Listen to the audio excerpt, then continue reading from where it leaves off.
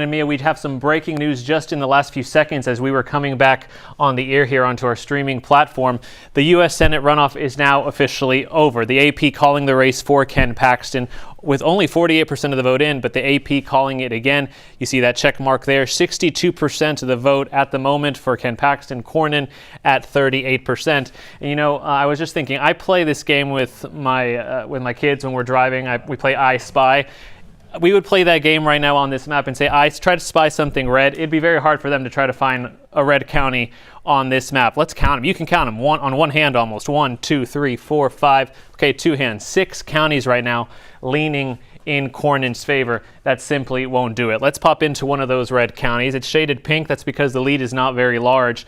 52% of the vote in Travis County. This was a stronghold for John Cornyn. He's up by 8 percentage points at the moment in this runoff. Let's just go back to a few months ago in the March primary. You can see he won Travis County big, 14 percentage points.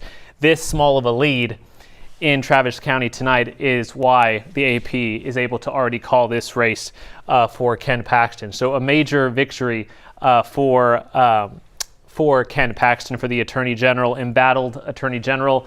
A lot of problems, as we've talked about throughout these last few weeks in this runoff. It didn't stop the president from picking Ken Paxton as the guy he wanted to go onto November.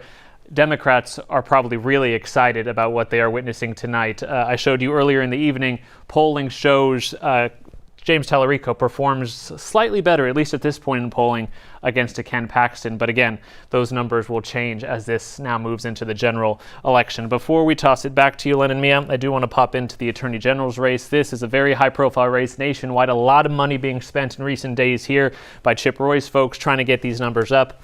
48% of the vote in. At the moment, Middleton maintaining his lead, 56% to 44%. This is a very interesting race. I interviewed both candidates in the last few days. Both felt confident and optimistic that they were going to be the ones on top. This race a little tighter than what we saw in the Senate race, but Middleton hanging on strong. He has, you've probably seen him on the airwaves, known as MAGA Maze Middleton. He's really taken hold of that MAGA brand. No endorsement, though, from President Trump in this race, although Middleton really wanted it very badly, and so did Chip Roy. But again, 12 percentage points in right now. I just want to pop into Harris County, see what's happening here. 57% of the vote in this race here in Harris County, 66% to 34%, so 32% lead.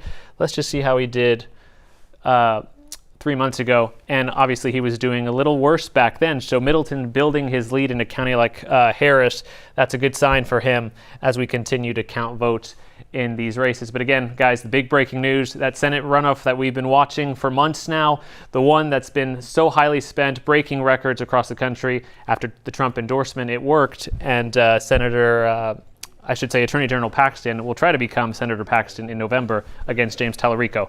I'll send it back to you. Yeah, two of the races we've been watching closely with all the money being spent, the nation watching. Those two races, both for Senator and District 18, over and over early, almost anticlimactic. Marcelino, very early. Thank you so much. Now, back